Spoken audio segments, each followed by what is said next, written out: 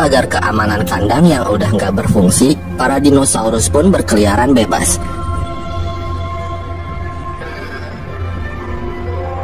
Sementara itu, para campers yang ketinggalan kapal evakuasi, kini mereka harus bertahan hidup di pulau yang dipenuhi para dinosaurus.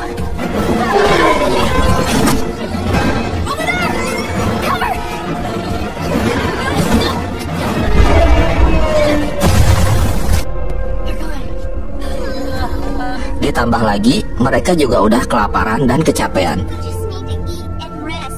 Kemudian, mereka memutuskan untuk pergi ke Main Street. Di sana, mereka menemukan kembarannya si Brooklyn. Kenji pun langsung ngeledekin si Brooklyn. Setelah itu, mereka mulai mencari alat komunikasi yang masih bisa digunakan. Di dalam, Kenji menemukan protofon yang menggunakan baterai.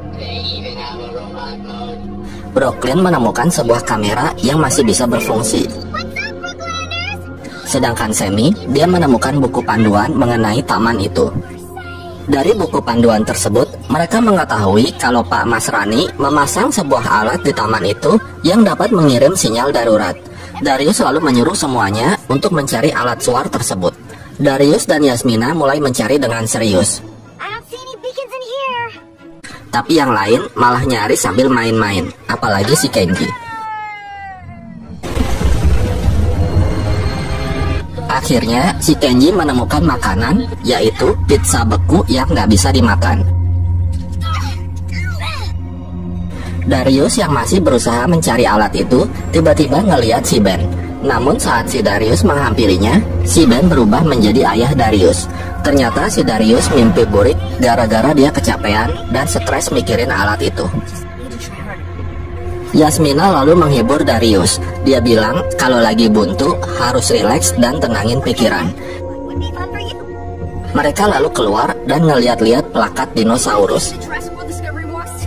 Tiba-tiba si Darius mendapatkan inspirasi. Besoknya dia bilang ke teman-temannya kalau alat suar itu disembunyikan dengan cara dikamuflase dengan benda-benda di sekitarnya. Kemudian mereka mulai mencari lagi. Hingga akhirnya Yasmina tak sengaja menemukan pohon kamuflase. Tiba-tiba seekor T-Rex mendekati tempat itu sambil menyeret-nyeret pohon kamuflase. Dari atas, mereka melihat si T-Rex sedang membuat sarang di tempat itu. Dan ternyata alat suar yang mereka cari ada di pohon kamuflase yang dibawa si T-Rex tadi. Kemudian mereka mulai mengatur rencana untuk mengambil alat suar itu. Sammy naik ke atas pohon untuk memantau si T-Rex. Setelah si T-Rex pergi dari sarangnya, Darius dan Kenji segera bergegas menuju ke alat suar itu. Sementara Brooklyn dan Yasmina memantau dari atas gedung. Namun setelah sampai di sana, alat suarnya nggak bisa dikeluarin. Mereka lalu berusaha membongkar alat suar itu.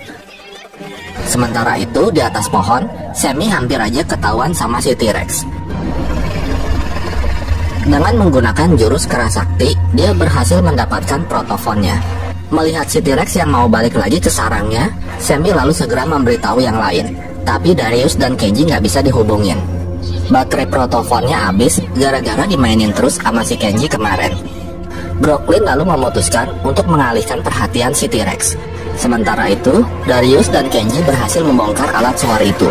Namun langkah kaki si T-Rex terdengar semakin mendekat. Dalam keadaan terdesak, si Brooklyn manggil si T-Rex pakai pengeras suara. Si T-Rex pun terpancing dan menghampiri Brooklyn yang lagi berdiri. Darius lalu segera memanfaatkan kesempatan itu untuk mengaktifkan dan mengirim sinyal darurat. Sementara kembaran si Brooklyn gepeng diinjak si T-Rex. Para campers lalu segera pergi dari tempat itu.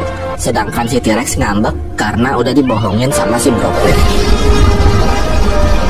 Sekarang mereka harus mencari tempat persembunyian sambil menunggu tim penyelamat datang. Setelah beberapa hari, mereka masih belum menemukan tempat persembunyian yang benar-benar aman dari para dinosaurus. Akhirnya, Darius memutuskan untuk kembali ke camp tempat awal mereka datang. Darius berencana untuk membangun shelter atau tempat perlindungan dengan memanfaatkan puing-puing yang ada di sekitarnya. Tapi melihat pergelangan kaki Yasmina yang masih sakit, Darius bersama dengan Brooklyn dan Sammy akan mencari sesuatu yang bisa digunakan untuk mengobati kaki Yasmina. Sementara Kenji disuruh menemani Yasmina sambil ngeberesin puing-puing. Ketika Darius dan yang lainnya pergi, si Kenji malah rebahan santai di bawah pohon. Berbeda dengan Kenji, meskipun kakinya cedera, tapi Yasmina adalah orang yang pantang menyerah dan gak malas seperti si Kenji. Akibatnya, cedera kaki Yasmina pun semakin parah. Melihat itu, Kenji yang gak tega akhirnya menggendong Yasmina kemana-mana. Di tengah jalan, Darius, Brooklyn, dan Sammy berhasil menemukan makanan dan juga perban elastis. Tak jauh dari situ, mereka menemukan tempat di mana ada beberapa dinosaurus yang sedang dipenjara. Para dinosaurus itu kelihatan lemes karena nggak ada yang ngasih makanan dan air. Sammy yang merasa kasihan lalu membebaskan para dinosaurus itu.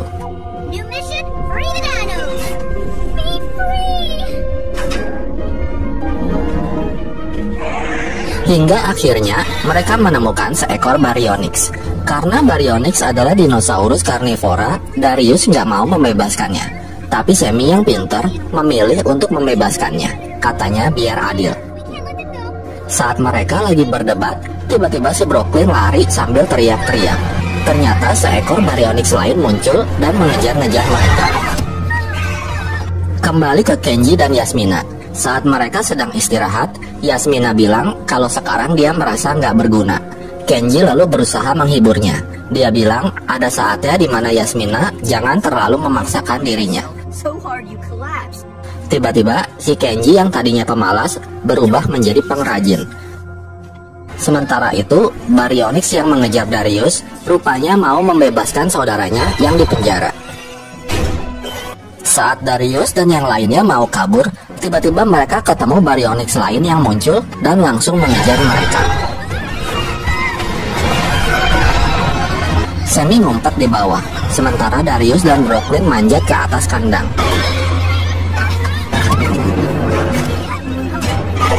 Dalam keadaan terdesak, Darius menyuruh Sammy untuk membuka pintu kandang Stegosaurus untuk mengalihkan perhatian si Baryonyx. Darius dan Brooklyn pun berhasil turun. Tiba-tiba, si Darius merasa kasihan ngelihat si Baryonyx yang dikurung tadi. Dia lalu segera berlari dan membebaskannya. Akibatnya, mereka pun saling main kejar-kejaran hingga ke tempat Kenji dan Yasmina.